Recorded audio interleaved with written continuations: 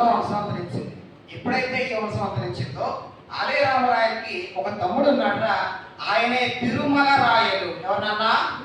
తిరుమల రాయలు ఏం చేశాడంటే, ఎలాగా యుద్ధంలో మనం ఓడిపోయాం, మా అన్నయ్య చంపేశారు కాబట్టి ఒక 1500 ఏనుగులు బయటకు తీసి ఆ 1500 ఏనుగుల మీద వాళ్ళకి అప్పటి వరకు ఉండేటటువంటి సంపద ఏదైతే ఉందో దాన్ని ఈ చిన్నకుర్రాడు ఎవరున్నారా పిల్లి ఎక్కించి పెనుగొండకు పారిపోవడము అనేది జరిగింది నాన్న. సో ఆ విధంగా తిరుమల రాయలు అంటే ఆలయ రామరాయల యొక్క తమ్ముడు ఎవరు అంటే తిరుమల రాయలు.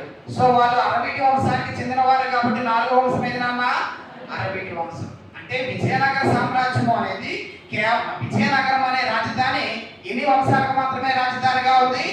ఏంటంటే అవి సంగమ, శాలువ, తులువ. అయితే తులువ వంశం చివరిలో విజయనగరాన్ని ధ్వంసం చేశారు. సో ఆటోమేటిక్ గా వాళ్ళు వేరే ప్రాంతానికి మారిపోవడం జరిగింది. సో 4వ వంశం ఏది నాన్న? అరవీటి వంశంలో